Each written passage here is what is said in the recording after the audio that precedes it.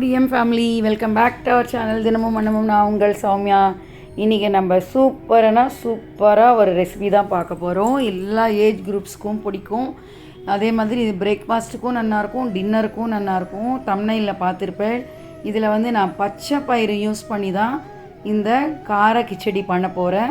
Vegetables எல்லாம் போட்டு ரொம்ப டேஸ்டியான கிச்சடி தான். வாங்க நம்ம எப்படி பண்ணுறதுன்ட்டு பார்க்கலாம். முதல்ல நான் குக்கரில் ஒரு குழம்பு கரண்டி அளவுக்கு எண்ணெய் எடுத்துட்டுருக்கேன். நான் பண்ணுற குவான்டிட்டிக்கு இந்த எண்ணெய் தேவை.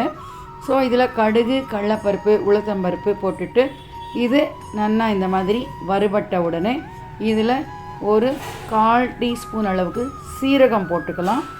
சீரகமும் பொரிஞ்ச உடனே இதில் பச்சை மிளகாய், இஞ்சி, கருவேப்பிலை, 2 நல்லா பழுத்த நாட்டு தக்காளியை போட்டு இந்த தக்காளி, இஞ்சி, பச்சை மிளகா, கருவேப்பிலை ஃப்ளேவர் அப்படியே எண்ணெயில் இறங்குற அளவுக்கு இது வதக்கினதுக்கப்புறம் நான் இதில் பீன்ஸு, கேரட்டு, உருளைக்கிழங்கு சேர்த்துக்கிறேன். இது தவிர பச்சை பட்டாணி, கேபேஜ், கேப்சிகம் இருந்து சேர்த்துட்டாலும் இந்த கார கிச்சடி சூப்பராகவே இருக்கும். இப்போ இது நல்லா இந்த எண்ணெயில் இந்த வெஜிடபிள்ஸும் நல்லா வதங்குற வரைக்கும் மீடியம் ஃப்ளேமில் ஒரு 2 நிமிஷம் இந்த மாதிரி கலரி விட்டுட்டு இப்போ நம்ம மூடி வச்சிட்டோன்னா நல்லா அந்த எண்ணெய் பிரிஞ்சு இந்த காய் நம்மளுக்கு நல்லா வதங்கி இருக்கும். அந்த காய் எண்ணெயில் வதங்கும் போது தான் இந்த கிச்சடிக்கு அந்த டேஸ்ட்டே சூப்பராக கொடுக்கும். ஸோ இந்த மாதிரி எண்ணெய் பிரிஞ்சு இந்த மாதிரி காயெல்லாம் வதங்கி எடுத்து இப்போ நம்ம அடுத்தது என்ன பண்ணலான்னா இதில் ஒரு 1/4 டீஸ்பூன் அளவுக்கு பெருங்காயமும், ஒரு 1/4 டீஸ்பூன் மஞ்சள் பொடியும், ஒரு பெரிய டேபிள் ஸ்பூன் அளவுக்கு நான் எங்காட்டில் பண்ணியிருக்கிற குழம்பு பொடி தான் யூஸ் பண்ணுறேன். நீங்கள் எது வேணால் யூஸ் பண்ணிக்கலாம். இப்போ இந்த பயறு ஒரு 4 டேபிள் ஸ்பூன் அளவுக்கு பயறு சேர்த்துருக்கேன். காத்தால் நம்ம கிச்சடி பண்ணிக்கணும்னா நைட்டே பயரை ஊற வச்சுக்கணும். சாயங்காலம் பண்ணிக்கிறோன்னா காத்தாலே பயரை ஊற வச்சு எடுத்துக்கணும். இப்போ இதுக்கு ஒரு டம்ளருக்கு கோதுமை ரவை எடுத்துக்கிறேன். கோதுமை ரவை ஒன்று தடிமனாக இருக்கும், ஒன்று இந்த மாதிரி நைஸாக இருக்கும். நான் கொஞ்சம் நைஸாக இருக்கிற கோதுமை தான் எடுத்துக்கிறேன். இதுக்கு 1க்கு 5 டம்ளர் ஜலம் பிடிக்கும். இன்னும் தடியாக இருந்ததுன்னா கோதுமை அதுக்கு ஒரு 5.5 டம்ளர் ஜலம் கூட பிடிக்கும். ஸோ இப்போ இந்த கோதுமையும் இதில் சேர்த்துட்டு இதை நல்லா ஒரு 2 நிமிஷம் இந்த மாதிரி வறுத்து எடுத்துக்கணும். நம்ம இந்த 5 டம்ளர் ஜலத்தை நான் கொதிக்க வச்சுட்டுருக்கேன். ஏன்னா நம்ம இதெல்லாம் இது மாதிரி வதக்கிட்டு கொதிக்கிற ஜலம் விடும்போது நம்மளுக்கு இன்னும் இது சாஃப்டாக வெந்துடும்.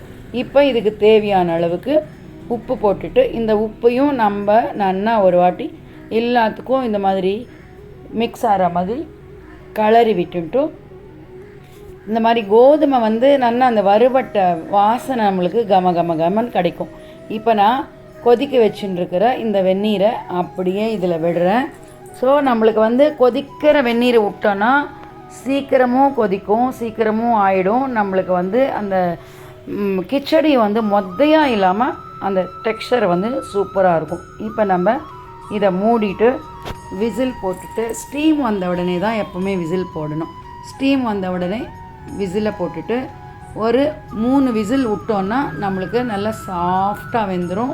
ஸ்டீம் இறங்கின உடனே திறந்து பார்த்தோன்னா நம்மளுக்கு அப்படியே தளன்னு மணக்க ஒரு பச்சை பயிறு வெஜிடபிள் போட்ட கிச்சடி, ரொம்ப ஹெல்த்தியான கிச்சடி.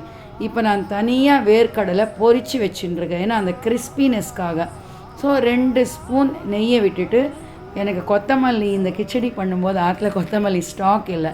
ஸோ அதனால் கொத்தமல்லியும் போடலை. ஒரு பொடி அப்படியே கொத்தமல்லியும் தூவிட்டு இதை நம்ம சாப்பிட்டோன்னா சூப்பராக இருக்கும். ஆக்சுவலாக இதுக்கு தொட்டுக்கிறதுக்கு கூட எதுவுமே தேவையில்லை. ஏன்னா அந்த தக்காளியோட புளிப்பும் இந்த பச்சை மிளகாவும் குழம்பு பொடியோட காரமும் சேர்ந்து ரொம்ப டேஸ்ட்டாக இருக்கும். அப்படி வேணும்னா இதுக்கு தேங்காய் சட்னி சூட்டபுளாக இருக்கும். தேங்காய் சட்னி, கொத்தமல்லி சட்னி கூட அவ்வளோவா மேட்ச் ஆகாது எனக்கு தெரிஞ்சு. தேங்காய் சட்னி ரொம்பவே நல்லாயிருக்கும். ஸோ இந்த மாதிரி நம்ம சுட சர்வ் பண்ண வேண்டியது தான். சொல்லும் போதே எனக்கு வாய் ஓடுறது. ஏன்னா ஆல்ரெடி இதை சாப்பிட்டாச்சு, இதனோட டேஸ்ட் எப்படி இருக்குன்றது எனக்கு தெரியும். நான் இதுக்கு தேங்காவை கெட்டி சட்னியாக அரைச்சி சாப்பிட்டுருக்கேன். ஸோ நீங்களும் பண்ணி பார்த்துட்டு இந்த மழைக்கு இன்னும் சூப்பராக இருக்கும். உங்களுக்கு பிடிச்சிருக்கா இல்லையான்றதை கண்டிப்பாக என்னோட ஷேர் பண்ணிக்கோங்க. அடுத்த ஒரு இன்ட்ரெஸ்டிங்கான வீடியோவில் உங்களை மீட் பண்ணுற வரைக்கும் உங்கள் சௌமியா. டாடா பாய். தேங்க்யூ ஃபார் வாட்சிங்.